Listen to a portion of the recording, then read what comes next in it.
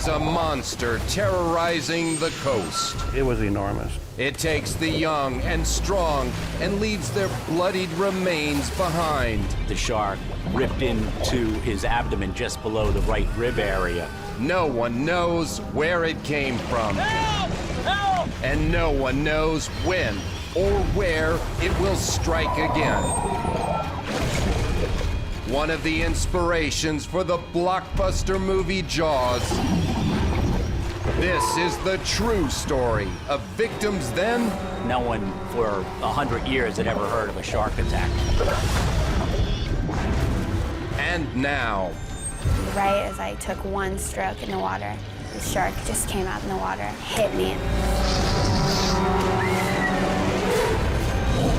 It's Shark Terror, the real Jaws. Sharks, apex predators, creatures of myth and legend, monsters of the sea. Today, our imagination is filled with visions of their strength, hunger, predatory power, and danger. They are our worst nightmare. But 100 years ago, the story was very different. The ocean and its creatures were little known and rarely explored. All that is about to change. This is literally the moment in history when sharks became part of our collective fear psyche. They weren't part of our fear vocabulary before. But now they are, and they're here to stay.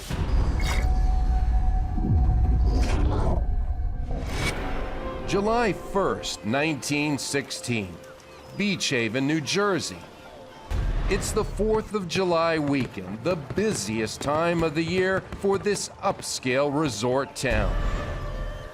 1916 New Jersey shore was very, very popular and convenient for people from Philadelphia and Boston, New York. It was very alluring because you didn't have air conditioning in those days, so people would seek out the ocean breezes and jump in the beautiful surf.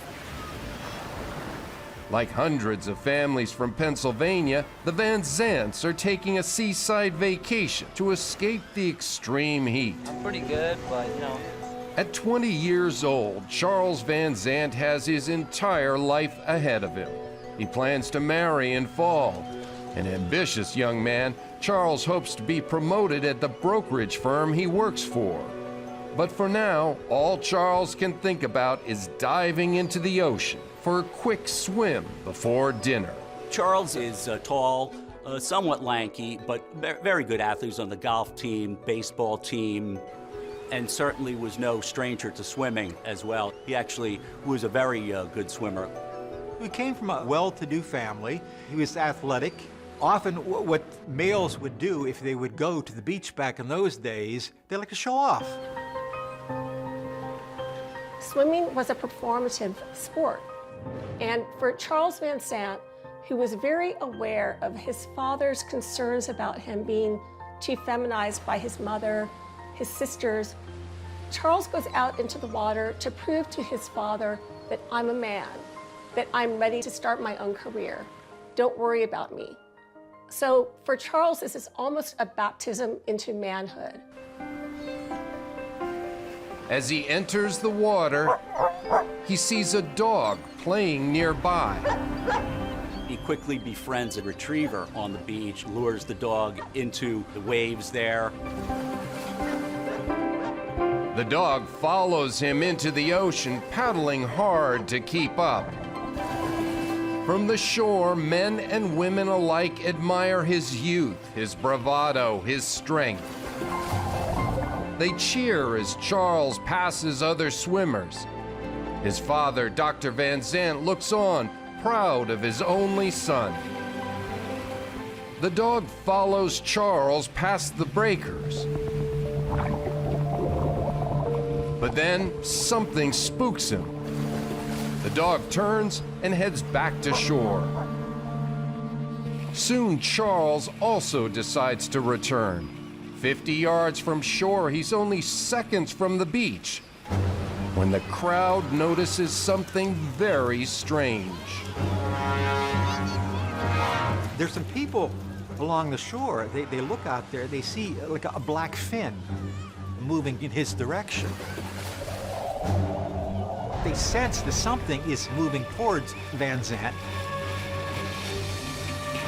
Well, he heard people shouting on shore, but he thought that they were calling for the dog. They yell, they wave, they reach out. But Charles can't hear them. He has no idea what they've seen. Then suddenly, the Van Zandt family watches in horror as the water around Charles turns red. Flailing and fighting for his life, he struggles to break free from something below the surface. No one can see what kind of monster it is. Beachgoers race to his aid, but as they pull Charles to shore, the predator strikes again. Latching onto his thigh, its serrated teeth grinding down to the bone. This shark is not using typical shark behavior. It's making a decision. Often when they have shark attacks today, they have what they call a hit and run, where a shark bumps you, takes a little nip out of you, realizes you're not a seal, and then goes away. This shark was so vicious, that's what's extremely unusual.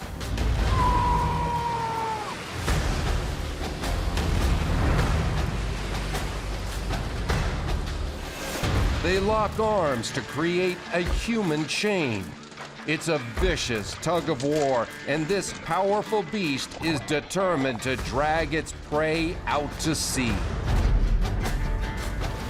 Very unusual. To have someone pulling and to see another human being, other people coming near you, and the shark still is latching on. Very unusual. It seemed like if you had to say, this is a crazy shark.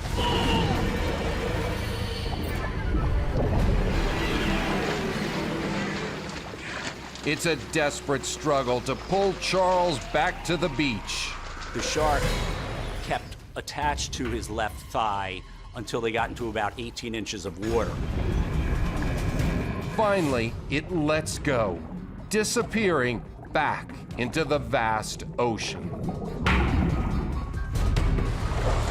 But it's too late for Charles Van Zandt. His femoral artery is severed. This is probably one of the worst arteries to have any kind of injury to. It's almost like pumping blood right out into the ocean. Someone in the best of circumstances probably just has minutes to survive if they're not treated immediately.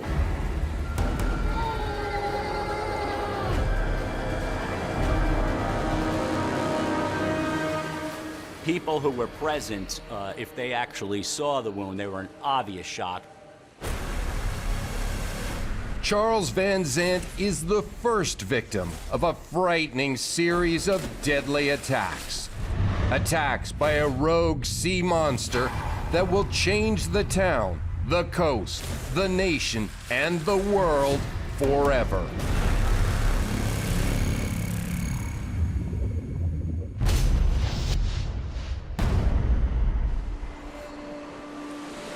Nearly 100 years later, in Bodega Bay, California, a surfer named Megan Halaves is also about to face the terror of a shark attack. Though less naive than Charles Van Zandt, she too never expects it.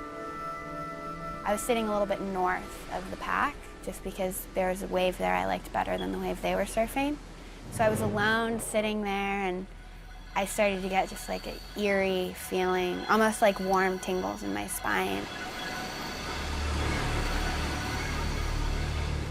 Lurking below, a massive monster sees Megan.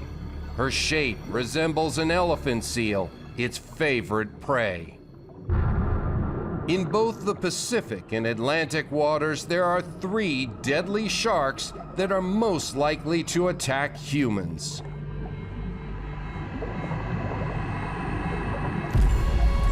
First, there's the cunning tiger shark.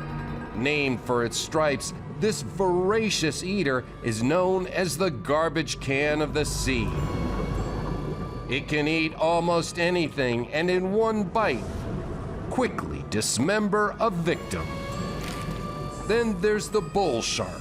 Stocky, unpredictable, like its namesake, it's built like a bull. And this aggressive killer has the remarkable ability to adapt and survive in brackish and even fresh river water. But here off the shore of Northern California, this creature stalking Megan is an even bigger threat. A great white, a famous ambush predator, and the most dangerous shark in the sea. I took one stroke in the water. The shark just came out of the water, hit me. The shark rolled onto its side. Its whole pectoral fin came out, and it was looking like an elephant ear. It was huge. I was just pushing myself away from it, almost feeling like I was pushing down on it, but it was only, I couldn't move it, I couldn't do anything. The shark lets go, but Megan's not out of danger yet. Bleeding heavily, she screams, attracting the attention of her friends and fellow surfers. I reached my hand out, and the next thing I remember, I was coming up from underneath the water. They made a circle around me, and we all paddled in together. Reaching the shore, Megan sees the severity of her wound. I tried to put my feet down, and my whole leg just gave out, and before I could fall, they just like grabbed me and pulled me up the beach. The shark bit deep into her right leg, from her calf all the way up to her thigh. Based on the bite diameter and the teeth marks on Megan's surfboard, experts estimate the shark is between 18 and 19 feet and weighs more than 2 tons. The whole thing goes from here all the way down to my calf. And that is the span of actually just the first 12 teeth of the shark's mouth.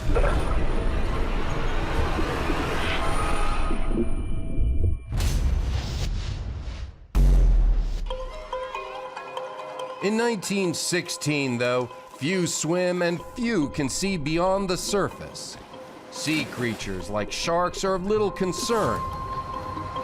Most believe, like mermaids and the kraken, man-eating sharks are monsters of myth, not reality.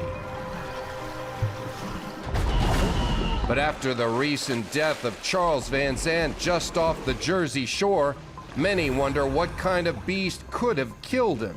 Prominent experts of the time agree sharks are an unlikely culprit. 3 scientists of the American Museum of Natural History put together a scientific paper. In that paper, ironically, they mentioned that they felt there has never been a recorded unprovoked attack on a human being north of Cape Hatteras, North Carolina. They did not believe that a shark could sever a human bone, and they felt that a shark attack in these waters would be highly unlikely, if not impossible. One confident man, a millionaire named Herman Ulrichs, has even put up a reward worth over $10,000 today for anyone who can provide an authentic case of a shark attack on a human. Herman Ulrichs was a steamship mogul, and he loved to swim out to his oncoming steamships as they would enter New York Harbor, so he had no fear of the water. And I suppose he wanted to solidify his confidence in safe swimming by putting out that reward, which was never claimed. In this environment, even with eyewitnesses, few know what killed Charles Van Zandt. Some people were saying it could have been a sea turtle, a swordfish, a U-boat propeller, a motorboat propeller, a killer whale, anything but a shark. So people weren't even sure what the culprit was. But hotel owners in this seaside resort town have the most financially to lose if this freak accident turns out to be a man-eater. In local papers, Charles Van Zandt's death is barely reported and buried beneath the fold. When the New York Times covers a story, it's not across the headlines, it's not big blaring news. It's something that they almost tuck away in the very, very back last paragraph almost of the paper.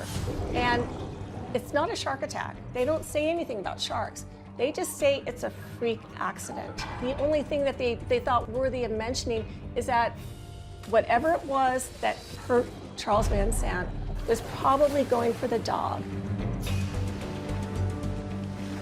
An amazing fluke, a quirk.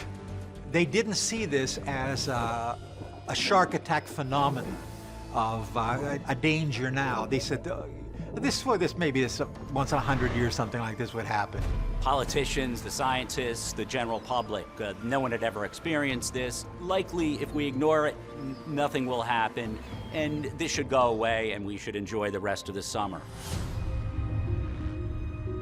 A few days later, as the July 4th holiday arrives, with fireworks and parades, the blistering heat continues to drive people to the beach. The hotels are full, lives are moving on. The disturbing and unlikely death of Charles Van Sant is quickly fading. And then 2 days after the holiday, about 45 miles north along the shore in the town of Spring Lake, another man is going swimming in the ocean. He's a well-liked bell captain at a luxurious local resort. His name is Charles Bruder. Charles Bruder is proud of his physicality, most proud that he was a proficient swimmer. He actually had only recently boasted that he swam among blue sharks off the Catalina Islands in California only the winter before. So he was very well known for going well beyond the lifelines in Spring Lake. Bruder had apparently heard about the Charles Van Sant attack, but scoffed at the possibility that a shark would be of any danger to him or anyone else. He had some experience swimming near sharks in the California waters and did not have any fear of them. As he confidently enters the water, he's one of the most accomplished swimmers around. Swimming beyond the safety ropes, he heads straight out to sea. Suddenly, he feels an incredible bump from behind him. And then it strikes. The shark ripped into his abdomen just below the right rib area. A quarter of a mile away on the beach, resort guests see a massive spray shooting up from the water. There's one woman who was observing this, and the one thing that she did notice that was a little bit unusual, she saw red in the water. She thought, that looks like there is a red canoe out there by that man. What's that red canoe doing by that man? He lets out a scream. Blood-curdling scream, because now the shark has attacked his two lower legs. And now the people on the shore, there's something seriously wrong going out there. Two lifeguards see Bruder's in serious trouble. They launch a rescue boat. As they approach, what they see is horrifying. The red canoe turns out to be a fountain of blood. They have no idea what's got him below the surface, but they know it's something terrifying. The lifeguards row straight into the widening ring of blood.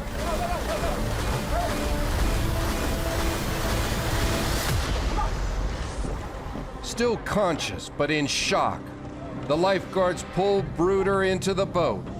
Bruder seems to weigh less than they'd expect. They quickly discover the disturbing reason. The lifeguards reach down to pull Charles Bruder into the boat. They realize he's a little bit lighter than he should be, and that's because his lower legs are severed.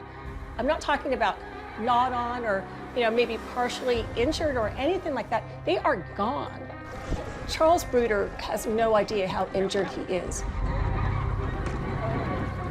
Desperate to save his life, one rescuer rows while the other tourniquets what's left of Bruder's legs.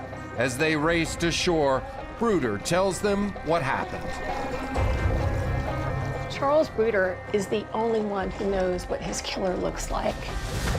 No one else saw it. He tries to describe it to his rescuers. He says it was a big gray fellow. It bit me. It shook me around like a terrier. Lifeguards have no idea what he's talking about. It could be any number of creatures. But all they have to go on are Charles Bruder's words. They lay Bruder on the bottom of the lifeguard boat, filled with red blood and salt water, but he does not do much more than moan in the bottom of the boat. He was being overcome at this time by obvious hemorrhagic shock. He had lost so much of his blood volume.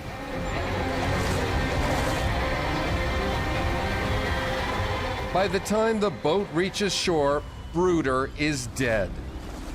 Onlookers cover the body with blankets, but not before many see the shocking wounds.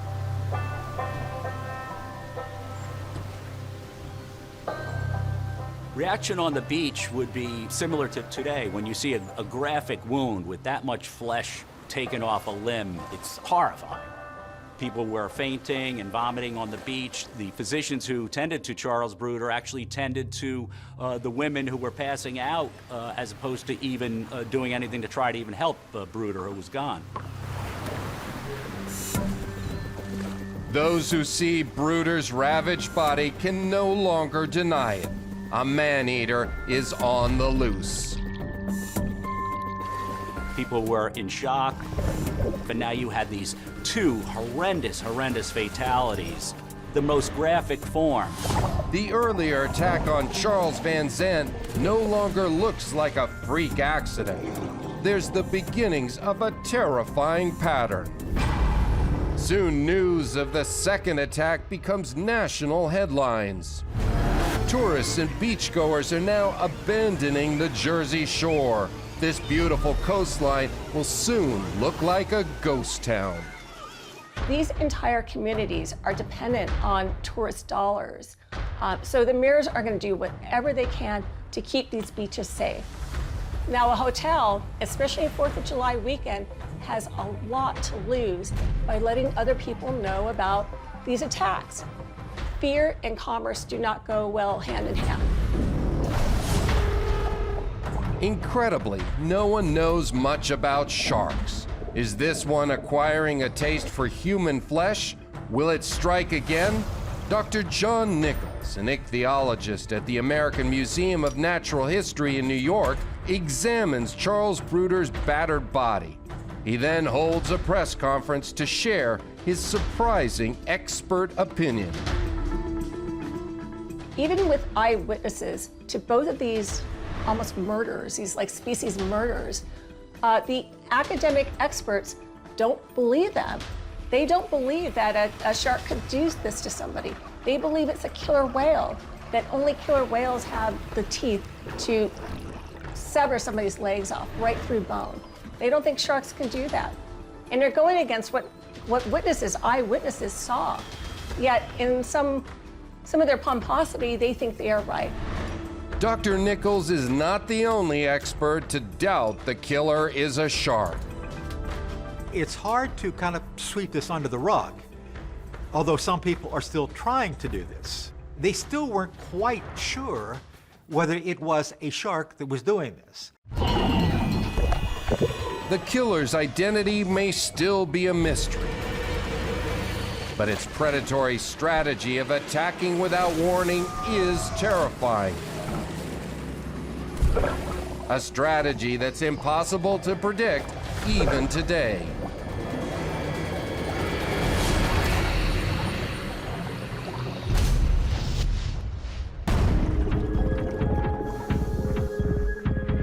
Today, we know much more about the predatory behavior of sharks. We know in some regions, like the San Francisco Bay Area, sightings and attacks peak when migrating sharks and ocean-loving humans intersect. Some people call this period Sharktober. Approaching the beach this Sharktober, surfer Peter DeYoung is surprised to see an unlikely visitor. As I walked down the beach, I came upon a California sea lion. And I noted that it was quite unusual. California sea lions don't typically come ashore there. The strange visitor puzzles Peter, but the surf calls and he decides to head into the water. I saw something submerge quickly about 50 yards offshore. So I focused on that point, and within a few seconds, a loon popped up. So I thought, oh, okay, that's all right. It's just a loon. Peter doesn't realize there's a menacing ocean monster cruising the area. And it's set its sights on him. I was all of a sudden propelled from behind. I thought, what popped into my mind was, I've just been run into. What? Out here? What just hit me? And then I looked down, and there was a shark with my leg in its mouth, just looking at me. The shark is massive. Peter's desperate. He knows in a bout of strength, the shark will win. But he must try to get away. I went into instinctual survival, and I just yelled as loud as I could, and I swung my fist down, hitting the shark on top of the head. And the next thing I knew, something flashed by my face, and then I was in the water. Peter's free of the enormous predator, but he's not out of danger yet. He paddles furiously towards shore. I felt like I had a ton of lead on my back. I could not paddle fast enough.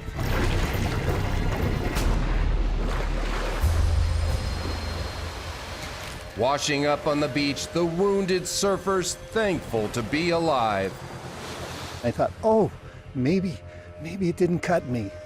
And I lifted up my leg and saw that, oh, you're not that lucky. I looked down at my right leg and saw that there was a pretty good gash. His momentary encounter with one of the ocean's biggest monsters was brief but brutal. I had 100 staples, both in my leg, my calf, and the bottom of my foot, and around both ankles.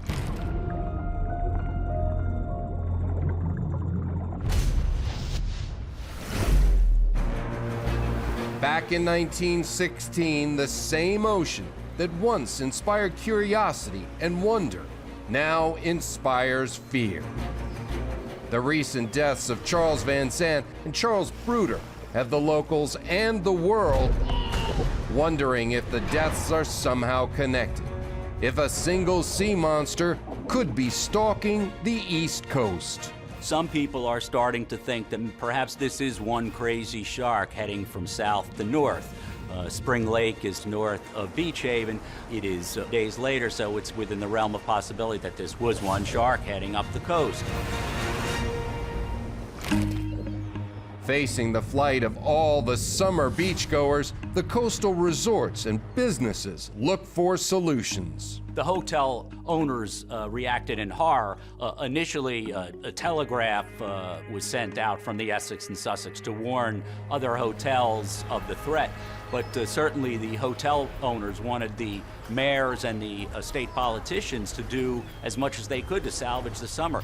Lifeguard teams are expanded and armed men patrol with rifles, vigilantly watching for fins slicing through the water. They would even tow a stake on large hooks off of these lifeguard boats after hours to try to catch sharks. What they ultimately ended up doing was using 1/3 of an inch steel mesh netting in the surf to try to calm the bathers so people would venture back into the water. The shark is now dubbed the New Jersey man-eater. It's causing fear everywhere. People are seeing it everywhere. And no one knows where it's going to appear next. And 5 miles north at Asbury Park, one lifeguard does spot a menacing shark, a 12-footer prowling near the beach. It's almost like the ocean has become a battleground. One of the lifeguards, he sees a fin. He doesn't know what to do. All he can do is grab an oar, hit it over the head, which sounds ridiculous, but that's all he could do. The shark is very, very aggressive, but he fights it back and ultimately chases it away with the oar. Crowds watch the battle from the shore. After he beats this shark away with an oar, he turns around. He starts racing back towards shore, screaming, "Shark, shark, shark." Everybody hears this. Everybody panics. They rush out of the water. It was a stampede. A week ago, nobody would have thought twice if somebody said the word shark on the beach. But after these last two attacks, everybody is already on edge. But the attacks aren't over yet. 20 miles north, 2 miles inland, up a winding tidal creek is the small town of Matawan, New Jersey.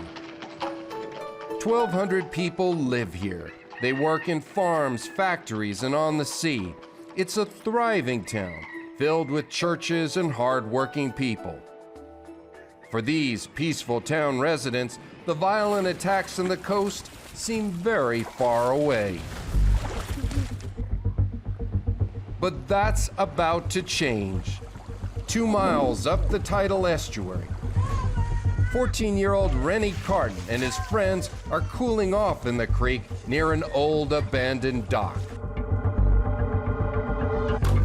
If you were a local kid and perhaps didn't have the money or time or permission to get to a local pool, you would resort to the Wyckoff Dock area. It was a popular swimming hole for local kids. It was more than just a body of water. It was part of growing up in Matawan. Matawan is almost like a town out of a Norman Rockwell painting. Generations of boys have been going to Matawan Creek to cool off, especially on hot summer days like this one. They race down there together, they have a great time. Parents don't even feel like they need to be there. It's not something that they have to worry about as far as any kind of danger. This is their playground, this is their backyard almost. Nothing bad ever happens in Matawan Creek. Even if they know about the shark attacks on the coast, the boys have no fear that a shark would swim far up into fresh or brackish water. They believe they're safe. They're aware of it. Something has happened not too far from here. But does that apply to me living in Matawan? No. Since we're away from the ocean, things that happen there, very unlikely to happen in Matawan. As Rennie dives in, he feels something scrape his stomach. He looks down and sees blood. Rennie had an abrasion on him. It hurt himself. He did not believe it was a shark or anything like that. And he kept on swimming. He didn't even get out of the water. And the friends went back in the water too. Swimming back across the creek, he has no idea how lucky he is. Stealthily gliding deep beneath the surface, sharks are difficult to spot. Until it's too late.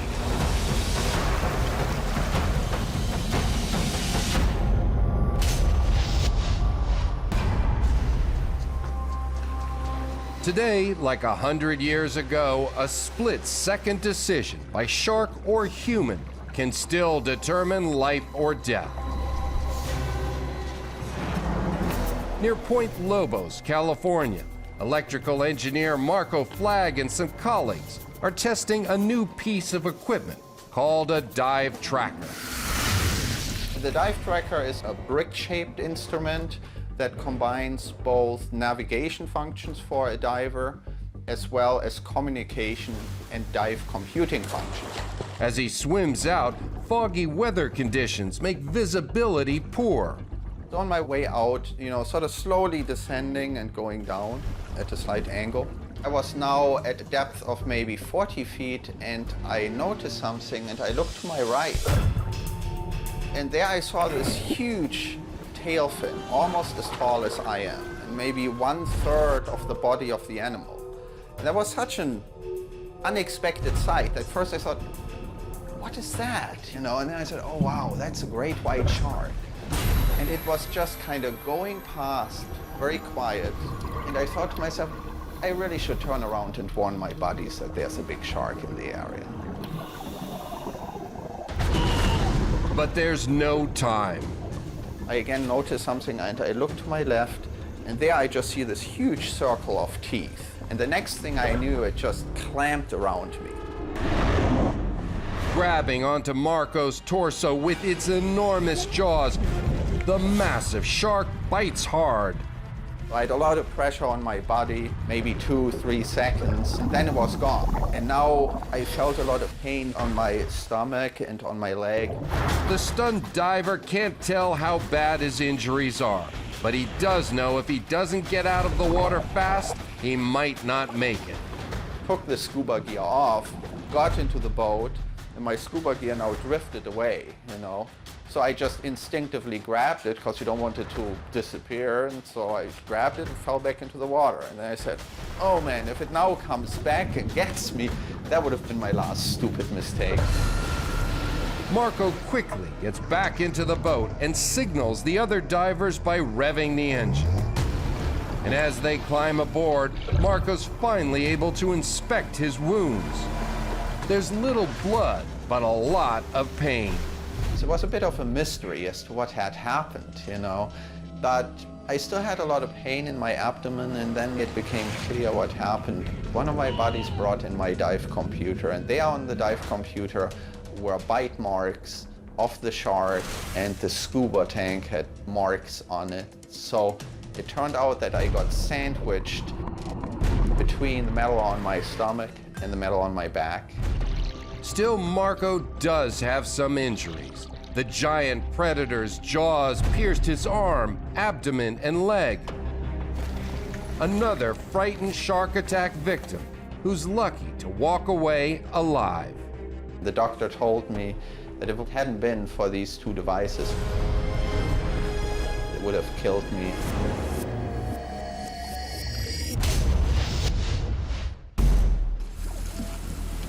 But in 1916, two men, Charles Van Zandt and Charles Bruder, weren't as lucky. Since their fatal attacks, more encounters with a stealthy creature of the deep have locals fearing what's in the water. July 12th, as the sun comes up, reports of shark attacks near Beach Haven and Spring Lake have reached the river town of Matawan. The residents are concerned for their neighbors on the coast. But here, far away from the ocean, they feel safe. Fear and panic are spreading up and down the coast along these really nice, ritzy resort hotels. One place that fear is not spreading is up a creek to a town called Matawan. Sea creatures, monsters, sharks, whatever, they don't go up creeks. They stay along the coast. Around 1:30 p.m., a well-known and well-liked retired sea captain named Thomas Cottrell is walking into town. He looked down and was certain he saw a shark around 7-8 feet long, dark shark, heading up the creek with the incoming tide. He had seen sharks before, obviously, at the open sea, and was certain that this was a shark, and immediately called Chief Mulsoff, the chief of police in Matawan, to warn him that a shark was actually coming up the creek. You gotta warn him, there's a huge shark. No one is taking him that seriously about the shark business. You look down in the water, you think you saw something, maybe it was something else. But no one was jumping up and down in a panicked state and doing anything about it. And to Captain Cottrell, having seen the shark, it was not a joking matter or something to be taken lightly. This is serious. A shark that size going toward a populated area could be very dangerous. You gotta warn him. So he hangs up and actually gets in his boat and starts heading up toward the center of town, going upstream.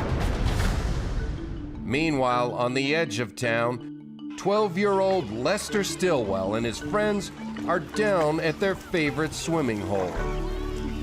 They have no idea what's heading their way. While the boys take turns diving into the muddy water, 12-year-old Lester Stillwell is practicing his floating. The kids venture down to the Wyckoff dock essentially every day during the 90-degree July heat. Lester Stillwell is down there. He's joined by other companions, Albert O'Hara, Johnson Cartan. Lester was proud that he could actually remain afloat and stay buoyant, and he was floating on his back looking at the sky, and he said to his friends, "Hey fellas, watch me float."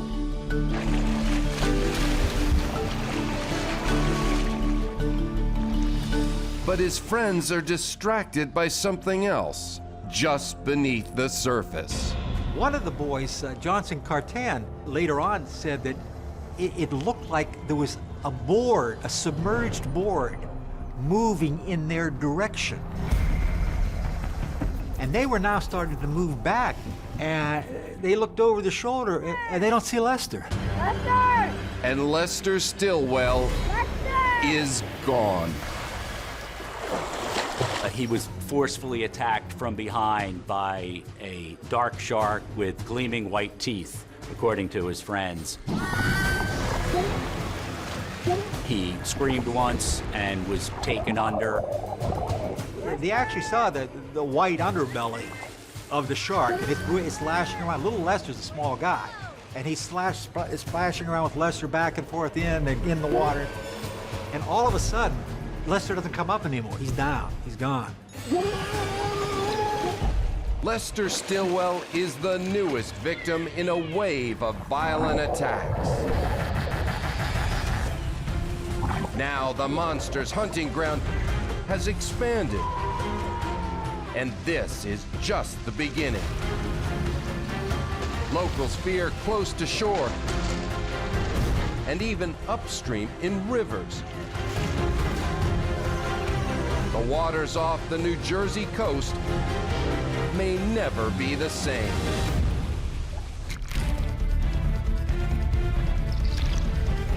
Whether it's one serial-killing shark or an onslaught of fearsome predators, these deadly attacks must be stopped.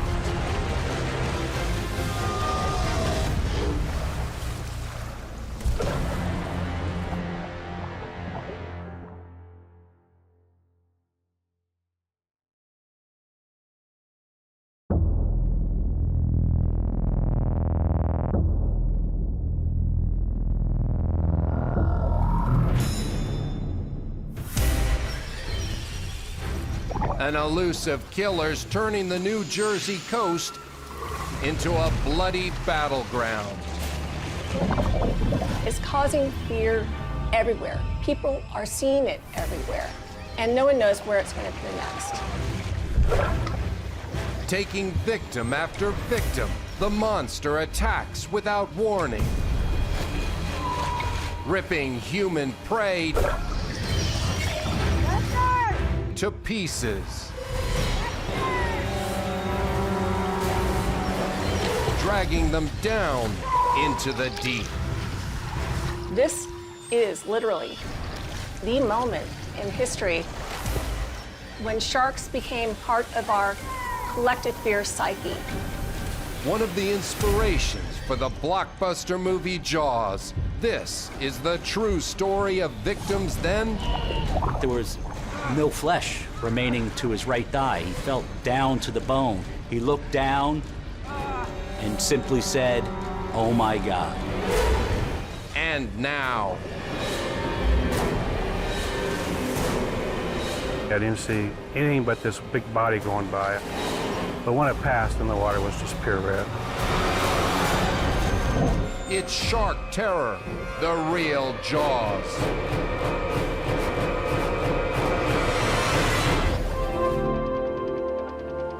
It began in the summer of 1916. Just 3 days before the 4th of July holiday, beachgoers have been flocking to the New Jersey coastline to escape the heat, splashing in the ocean waves. 1916 New Jersey shore was very, very popular and convenient for people from Philadelphia and Boston, New York. It was very alluring because you didn't have air conditioning in those days, so people would seek out the ocean breezes and jump in the beautiful surf. Most in this era consider ocean swimming an adventure sport, only for the bold. But on this day, some have dared to venture out past the breakers into deeper waters. Charles Van Zandt, a young man vacationing with his family in the resort town of Beach Haven, proved he was unafraid and has paid for his bravado with his life. An elusive ocean predator attacked and killed him right in front of his mother and father. His femoral artery is severed. It's almost like pumping blood right out into the ocean. Someone in the best of circumstances probably just has minutes to survive if they're not treated immediately. The killer's identity has remained a mystery. Some witnesses claim to have seen what could have been a shark. Yet most know little about the ocean or the creatures swimming below the water's surface. At the turn of the century, sea creatures, including sharks, have been largely misunderstood and rarely seen. Even prominent experts of the time have rejected the possibility that the killer could have been a shark. 3 scientists of the American Museum of Natural History put together a scientific paper. In that paper, ironically, they mentioned that they felt there has never been a recorded unprovoked attack on a human being north of Cape Hatteras, North Carolina. They did not believe that a shark could sever a human bone, and they felt that a shark attack in these waters would be highly unlikely, if not impossible. Instead, the killing of Charles Van Zandt has been treated as an accident, a chance encounter. Papers have speculated that a dog swimming near the victim at the time of the attack had actually been the intended target. When the New York Times covers a story, it's not across the headlines, it's not big blaring news. It's something that they almost tuck away in the very, very back, last paragraph almost of the paper. And it's not a shark attack. They don't say anything about sharks. They just say it's a freak accident. The only thing that they thought worthy of mentioning is that whatever it was that hurt Charles Van Zandt was probably going for the dog. Then everything changed. 5 days after the attack of Charles Van Zandt, another man, a popular bell captain named Charles Bruder, went swimming 45 miles north along the coast near Spring Lake. He too fell victim to a creature of the deep. Reaction on the beach would be similar to today. When you see a graphic wound with that much flesh taken off a limb, it's horrifying. People were fainting and vomiting on the beach. The physicians who tended to Charles Bruder actually tended to the women who were passing out as opposed to even doing anything to try to even help Bruder, who was gone. These 2 attacks, just 5 days apart, have generated fear among locals and visitors alike. No one has any idea when the killer might strike again. Shark sightings have been reported up and down the coast. One man has even fought a toothy predator from his boat. He starts racing back towards shore, screaming, "Shark, shark, shark." Everybody hears this. Everybody panics. They rush out of the water. It was a stampede. A week ago, nobody would have thought twice if somebody said the word shark on the beach. But after these last 2 attacks, everybody is already on edge. Meanwhile, close to 20 miles away, up a tidal creek in the town of Matawan, They've heard of the attacks, but have been unafraid. Far from the ocean, they've been confident they're safe from the sharks. They're aware of it. Something has happened not too far from here. But does that apply to me living in Matawan? No. Since we're 1.5 miles away from the ocean, things that happen there, very unlikely to happen in Matawan. But a retired sea captain named Thomas Cottrell, a man familiar with ocean monsters like sharks, saw one of these predators cruising up the river toward the town. Racing to warn everyone, he did everything he could to protect the residents from a danger they could never imagine. He had seen sharks before, obviously, at the open sea, and was certain that this was a shark, and immediately called Chief Mulsoff, the chief of police in Matawan, to warn him that a shark was actually coming up the creek.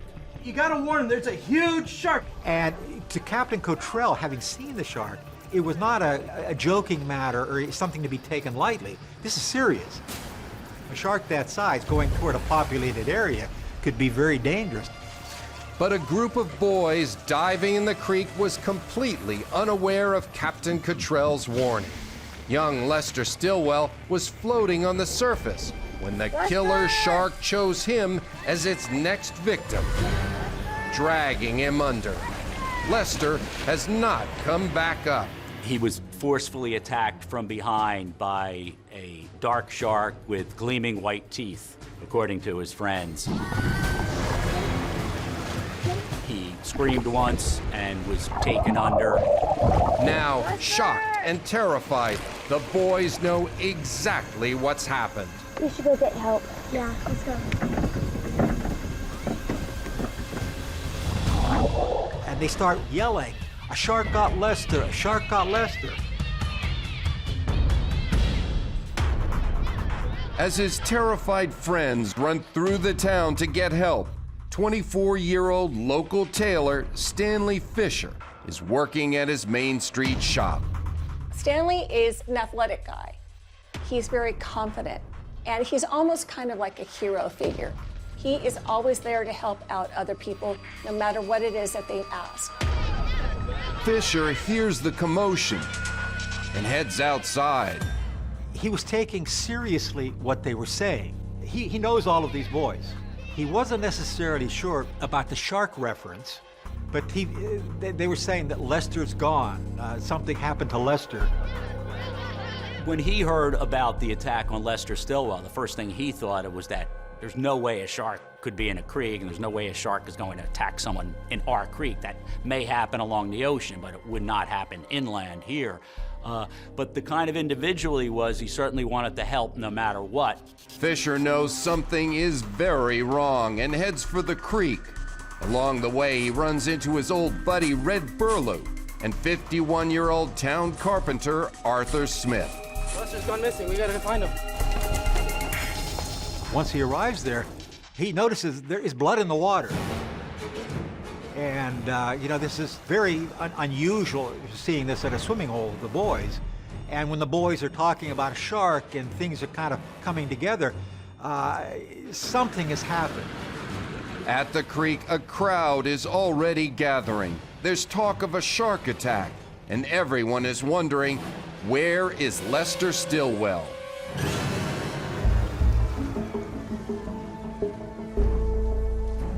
Red Burlew, he had a rowboat.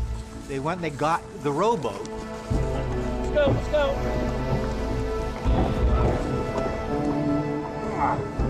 And what they were trying to do at first was to probe with poles to locate the body. They searched the shoreline and poked the bottom, hoping to discover Lester or his body, all while keeping a wary eye for the shark. We always say that the strongest emotion in people is self-survival. But in some cases, there are people who risk their lives and do very, very, dangerous things because there's an impulse in them that they want to help. But after 30 minutes, they find nothing and decide to do what few would even consider. They dive into the murky waters. people were advising Stanley and the other men not to go in the water. Don't go out there. We don't want another death. You know, retrieve the body, but don't die doing it. But the men were thinking it was very important to them. Over and over they dive, searching the creek, gasping for air, hoping to find Lester. Can't see anything in here. Yeah, it's too murky. To dive up and down in the murky, muddy Matawan Creek, even at high tide where it's diluted and perhaps clear, you probably have close to blackout on the surface to the bottom and vice versa. So they might have been more trying to touch around as opposed to just using vision to find Lester's corpse.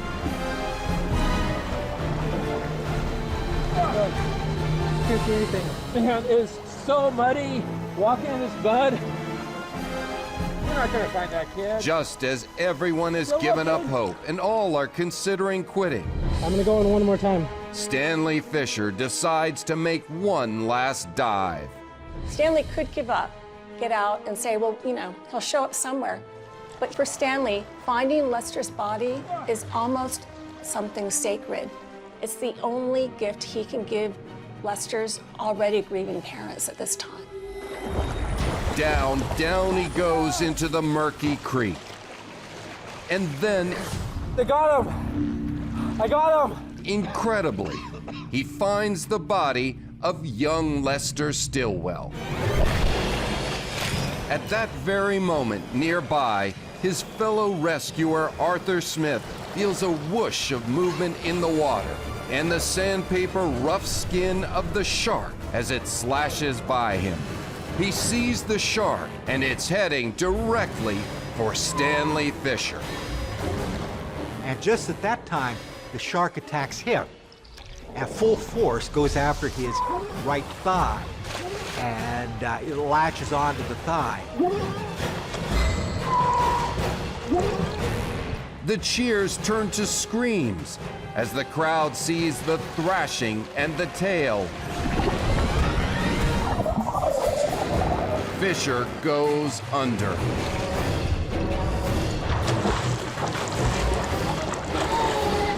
He started to kick and punch the shark. He was swirled around, taken around twice. This is a very big man. Now he knows he's fighting for his life. He's pounding the shark with his fists. He's trying to get to a better position to get up on the back up on the wharf, but he's still struggling. There are a couple men who come over to help Stanley. Releasing Lester's ravaged corpse, he's able to fight off the thrashing shark and is dragged to safety. There, Stanley Fisher realizes how much damage has been done. He felt his right leg, and he could feel that there was no flesh remaining to his right thigh. He felt down to the bone. He looked down and simply said, "Oh my God." Get him up further. Help! Help! Oh, my leg. Help! Oh, my leg. Help us! Hold on, Stanley. All right, gentlemen, I'm gonna put a tourniquet on here. The onlookers are horrified as friends and a local doctor apply a tourniquet. Hang in there. We have to get him out of here, young man. Watch his leg. Go. Watch his leg. Others improvise a stretcher. He looked at this and he had the blood gushing all over the place and this horrible, horrendous wound. He said, "If anything happens, I want you to take care of my sister, Augusta." Okay, hang in there. We have to get him out of here, young All man. right, Watch his let's leg. go. All right, let's take a look. You're doing good, Stanley. Just hold on, young man. His last words, it was very important because he was now, through shock and loss of blood, he's becoming weaker and weaker. He's losing a lot of blood. But he had something he wanted to say. All right, son? You feel okay? You stay with me? This emotion, and Stanley said, "I got Lester away from the shark. I did my duty." Son, we're gonna get you taken care of, okay? Oh, I found Lester. Okay, hang in there. We have to get him out of here, young. Stanley Fisher will die before he reaches a surgeon's table.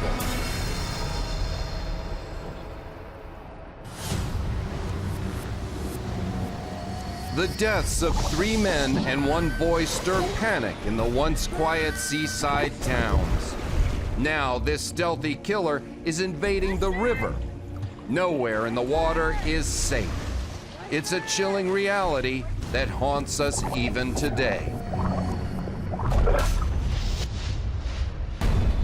Close to a century later, beneath the rocky cliffs of Northern California, Stinson Beach is a popular destination for ocean lovers. Though sightings of sharks are common, there have been no attacks here in living memory. I was about 50 yards offshore, and I had paddled out with a friend, and I had a wetsuit on and he didn't. So after maybe 20 minutes of being in the water, he got cold, got out, headed straight into the main lifeguard tower where we were waiting for some other friends to arrive and meet us. And I was paddling parallel with the beach along the shore. As I was paddling, I hit something. And my mind really went through all the possibilities of what that could have been. Funny enough, I actually thought maybe that's a big pile of sand underneath me. It was a rough, but somewhat soft, wet-feeling, solid object, sort of like wet sand. And then I had this funny image of a pile of sand in my mind and realized that couldn't have been it. I was in about 7 feet of water. And I started to think maybe it could be a shark. And so I headed to shore as fast as I could. But Jonathan can't make it to shore fast enough. The water suddenly erupts. The shark came up from beneath me on my right side, bit onto my leg from about my knee to my hip, lifted me up and brought me underwater. And as it was swimming underwater, I decided that I couldn't fight it off, but what I could do was hold on to it. Well, I quickly found out it was actually too big to reach my arms around and even hold on to. And so I opened my eyes and saw these giant gill slits in the water next to me, and that's really about all I could see, and I grabbed on. And as soon as I grabbed on, I let go. It's a classic white shark killing strategy. Mug your victim and strike with a violent and massive bite, then wait for your victim to slowly bleed to death. But Jonathan has other ideas. He desperately climbs back onto his board and begins paddling to shore. That's when he realizes the extent of his injuries. I couldn't kick my right leg. I knew it was still there, but I couldn't kick it because my quadriceps, right above my kneecap, was completely severed. So I swam in basically using everything but my right leg.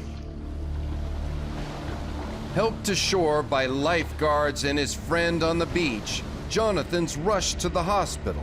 He undergoes 7 hours of intensive surgery to repair his crushed knee, severed muscles, and gaping wounds. But at least he's still alive.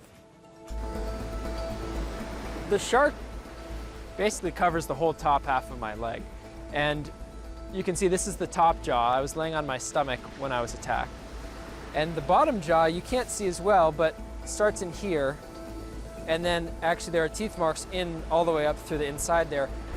As with most survivors of deadly shark attacks, Jonathan walks away with a greater respect for the sea and the creatures in it.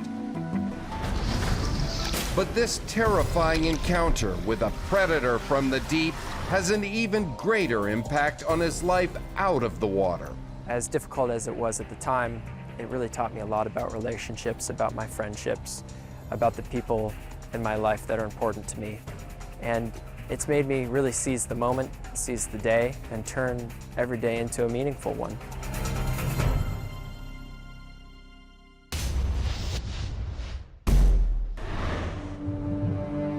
More than a century earlier, the towns of Beach Haven, Spring Lake, and Mattawan have been on high alert.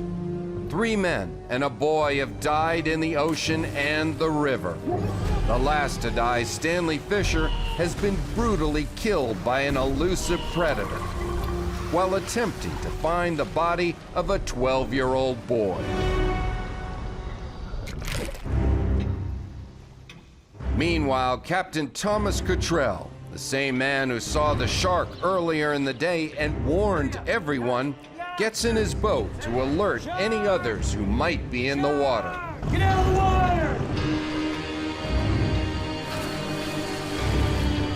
About 500 yards down the creek, 12-year-old Joseph Dunn and his older brother Michael are swimming with friends.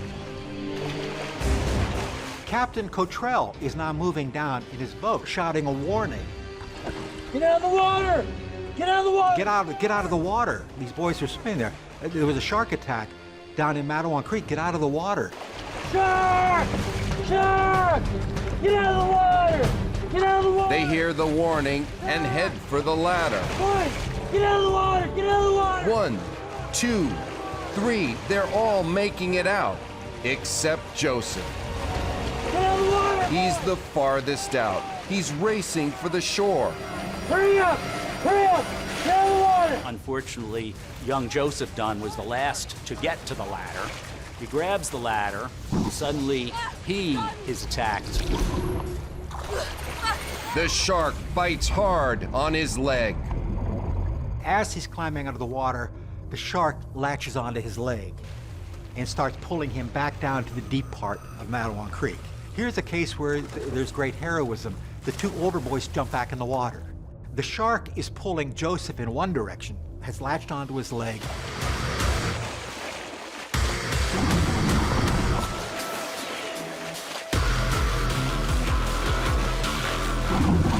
It's got me! Ow, help! I'm trying! It's got me! It's got me! It's a tug of war for Joseph's life. As the shark clamps down, it shreds flesh to the bone with serrated teeth. Something is dragging Joseph down. Something wants to take Joseph under, just like it took Lester down. Joseph's brother can only grab onto his brother and hold on. We're talking about a tug of war. You've got a shark's hunger on one side and a brother's love on the other. And just when it seems like the shark may win, a local man pitches in. Jacob Lefferts, who is attorney with Captain Cottrell, dives in the water with his clothes on and goes to help the boys pull Joseph away from the shark. So finally, they are able to disengage. They were able to pull him away, and he has injuries to his leg, but they're able to get him away from the shark, and then the shark keeps moving on. When they pull him out, they see the severity firsthand of how lethal shark's teeth alone can be. Imagine a vice with knives grasping onto somebody's leg, pulling that person out of the shark's jaws. What kind of damage is going to be done to that leg? His leg was cut to ribbons, and it was a terrifying sight to see. Captain Cottrell immediately takes him to the nearest doctor, where strangely enough, Joseph Dunn initially refuses to give anyone his mother's name. There's a terrifying clarity that comes to those on the verge of death. And for whatever reason, Joseph was more concerned about worrying his mother than he was about whether he was going to live or die. So he didn't even want to share his name with rescuers out of fear of worrying her, as strange as that sounds. Joseph's condition is critical, but he may survive. They tended to Joseph quite rapidly. There was no major arterial damage with Joseph. Young Joseph's luckier than some, with dagger-like serrated teeth and up to 4,000 pounds of bite force. Even a single bite from a large shark can be deadly.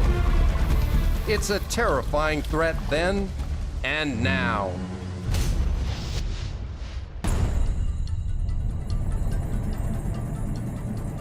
It's August 2004, a perfect time to collect abalone along the coast.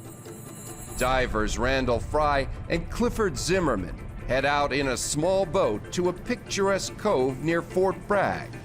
The ocean was flat, calm. It was a beautiful day. When we got up to this cove that we liked, the Keepasella Cove, we decided, well, it's such a beautiful afternoon, we'll jump in the water. Probably about 20 minutes into the dive, Randy swam up to me and laughed at me because my mask was foggy. And then he asked, where are these big abs you get up here? I do get some pretty good size abalone in there. And I said, not too seriously, right below me. Taking his cue from Clifford, Randall dives down underwater, disappearing from view. Almost immediately, Clifford feels a presence beneath him, and it's not his friend.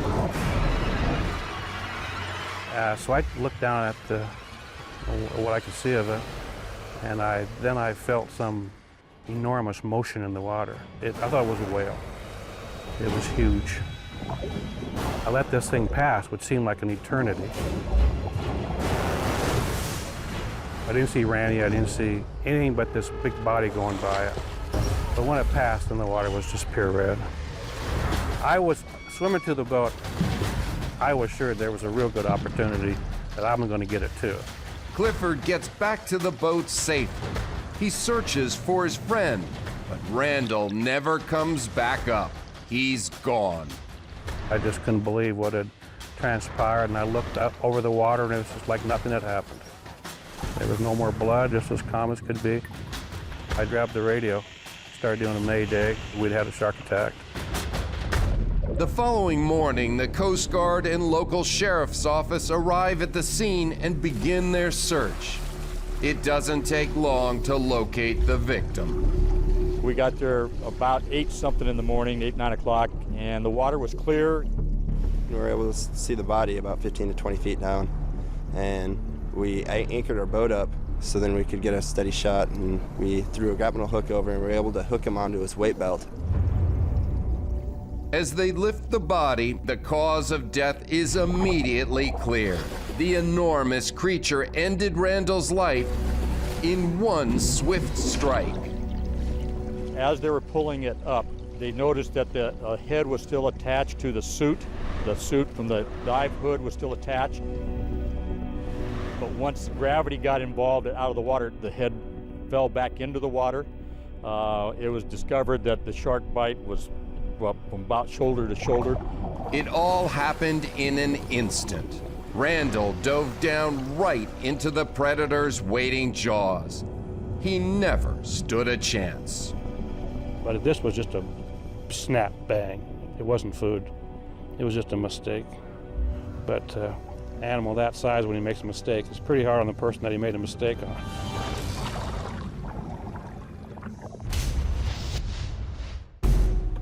In 1916, Jersey Shore locals know all too well the terror of watching someone submerge beneath the surface and never come back up. 2 men have already died from vicious attacks on the coast. And now in the creek, a 12-year-old boy named Lester Stillwell and his rescuer, Stanley Fisher, have also been killed. The trauma of the attacks and loss of 2 well-known Matawan residents devastates the town. The public reaction now after Matawan Creek, in the most unlikely of places, just disbelief, obviously, but certainly the scientists, the political officials, even the President of the United States cannot ignore the shark problem on the Jersey Shore. Sharks typically don't behave quite this way. This shark was not backing off from anybody, from Lester Stillwell, Stanley Fisher, Joseph Dunn. It was fighting for all it had in it. That's the part that this shark was just determined to almost, whether you could say you're a demon or this or that or you're possessed or whatever, it seemed to show those qualities. It was not going to give up.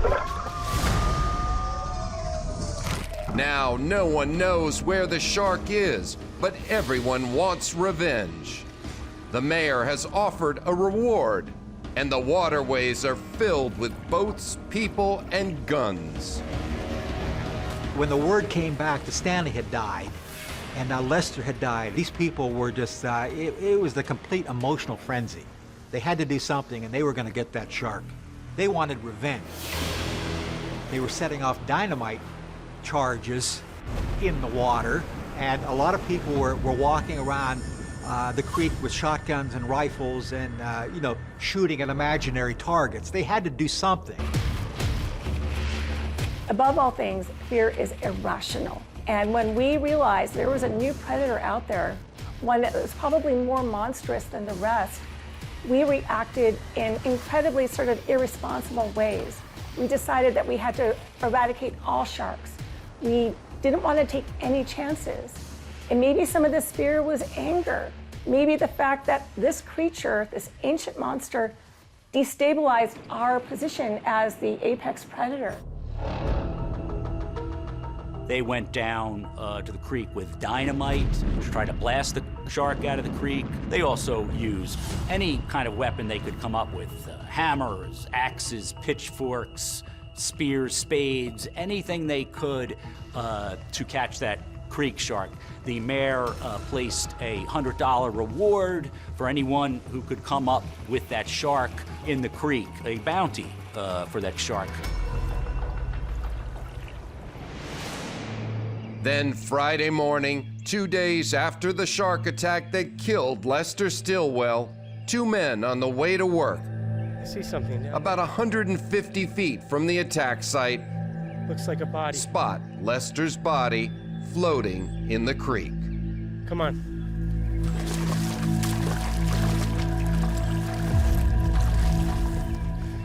It's Lester. So far, this shark has had every victim ripped away from it before it really got a chance to gorge on the meal that it had caught, except for Lester. The shark could do what it wanted to with Lester. It could eat what it wanted to. It could ravage his poor young body. So when they do find Lester 2 days later, just about every part of his corpse has been sampled. His abdomen, his shoulders, his ankle.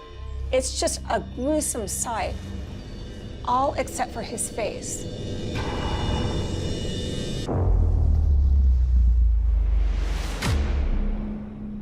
That same day, shark hunters continue their quest to capture the killer.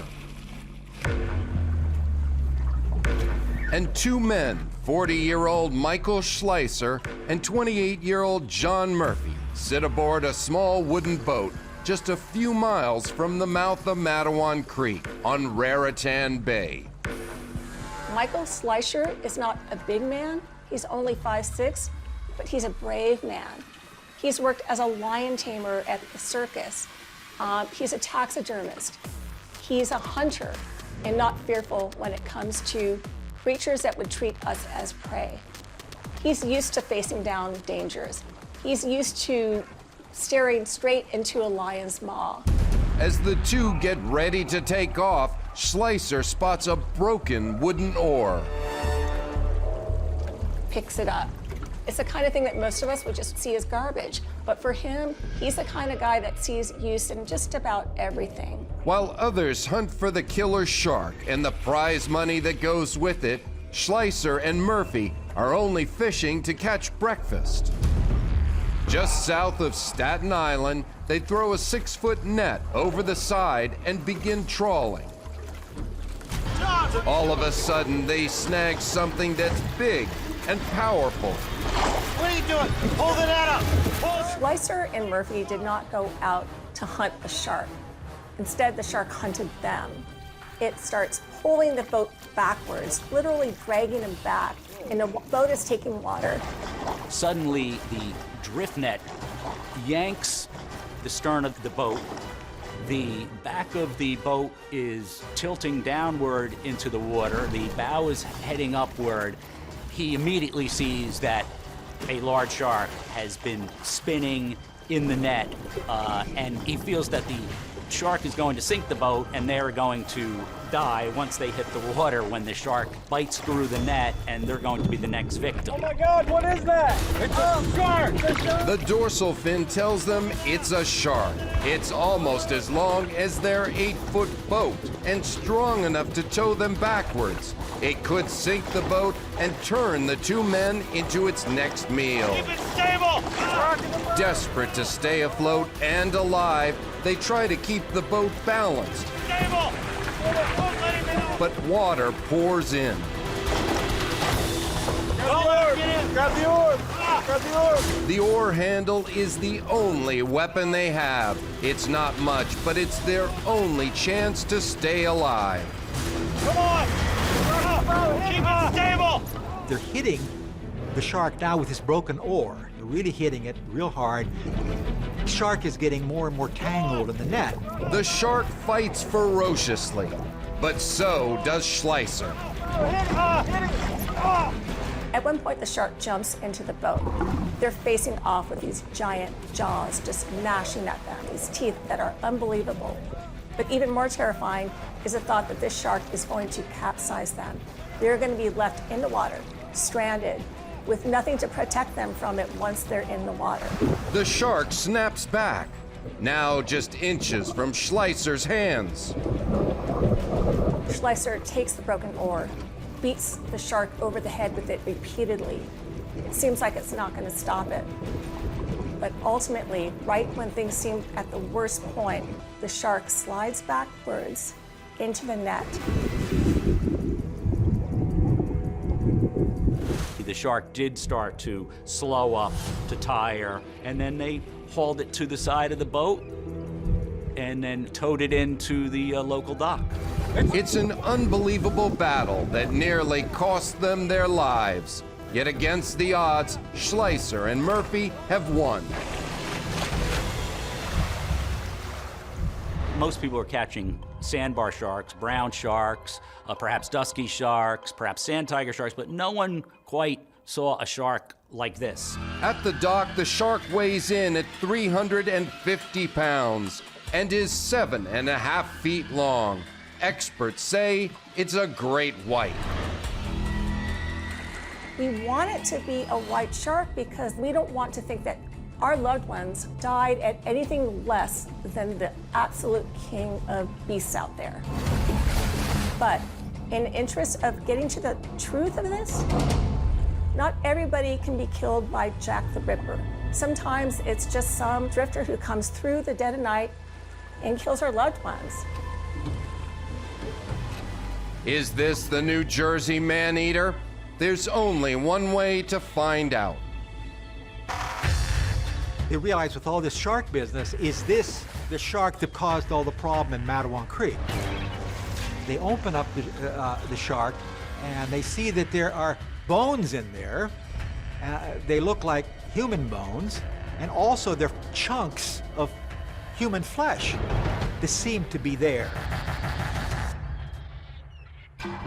According to local newspapers, in the coming days, Michael Schleicher uses his taxidermy skills to mount the shark.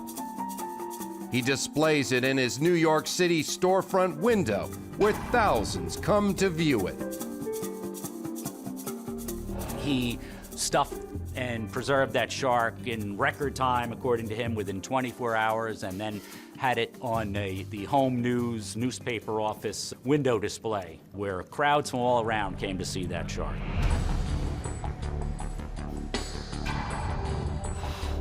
When this shark was caught, everybody wanted to see it. This is before television. This is before people even really understood what sharks look like. Everyone wanted to see what this serial killer looked like. 30,000 people showed up to take a look at this shark. On one hand, it's morbid curiosity, but also maybe there's a bit of that psychology that to really understand that something's dead, you need to see it for yourself. And maybe they needed to see the shark dead to put their fears to bed, that it was really gone and that there weren't going to be any other attacks. It was just a rogue beast, happened just once, it's dead now, everybody can go back into the water and never worry again. The next day, 2 weeks and a day after the first attack of Charles Van Zandt, the town of Matawan buries both young Lester Stillwell and his rescuer, Stanley Fisher. It turns out that Lester Stillwell and Stanley Fisher were buried on the same day. In some ways, their services were very different. Lester's was rushed. It was a small private ceremony, whereas Stanley's was a little bit bigger and the entire community had been planning for it. So we have kind of a very public display of grief and a very private, more familial one. Both of them are forever now linked by this crazed killer, if you will. No one in town will ever look at Matawan Creek the same way again. Also that day, St. Peter's Hospital in New Brunswick, New Jersey, announces that their famous patient, Joseph Dunn, will likely survive and keep his leg. Take the leg. How's it feel? 2 months later, Joseph Dunn is released. Joseph Dunn was hospitalized for 2 months and ultimately released. But every step that he took for the rest of his life would always remind him of that vicious attack. Still, now more than 100 years later, there are many unanswered questions. Was there one shark? Was it a great white or a bull shark? And was the shark that was captured really the killer? It was never identified or put into a museum or positively shown as the Matawan Creek Marauder or anything like that. So it's kind of like a mystery in history. I liken it to a murderer running down the street after the crime with the gun or the knife in his hand with blood dripping from it. I don't even believe that the shark would get a plea bargain if it were in a lineup today. Was this all just a fluke, a strange coincidence, or the beginning of a pattern of disturbing shark attacks that still haunts us today? Since that time, there really hasn't been a fatal shark attack in New Jersey since the 1920s. There have been attacks, bumps, and things like that, but the viciousness, nothing like that since 1916. The 1916 attacks gave us essentially our first exposure in a bold manner to what this predator looks like. People didn't even know what a shark looked like in 1916, and these attacks brought the image to the limelight. Sharks have been around for millions and millions of years, but this point in time is when we first finally noticed them. After these attacks, everybody viewed these sharks as if they were underwater serial killers and a scourge on humanity that needed to be wiped out. People were not only fearful, they were angry. And I think a lot of people wanted to take vengeance out on these creatures that would dare treat us like prey, like food, reminding us that we're not the apex predator, we're also a meal in the eyes of some creatures. And in our human arrogance, I think that's very troubling for some of us. But we need to remember that sharks, just like every other creature, plays a vital role in the ecosystem. 99 years after the fatal attacks in New Jersey, almost to the exact date, more sharks than ever are reported off the eastern seaboard. Here, look at that! During the crowded summer beach season, 8 people are attacked in the span of just a few weeks. Dude, right under us. There's gotta be like... generating fear and hysteria up and down the coast. It's literally like rubbing across the bottom. And like in 1916, as quickly as these attacks started, they mysteriously ended. The sharks returning to the open ocean, taking with them more questions than answers. The biggest question, is it ever safe to go in the water?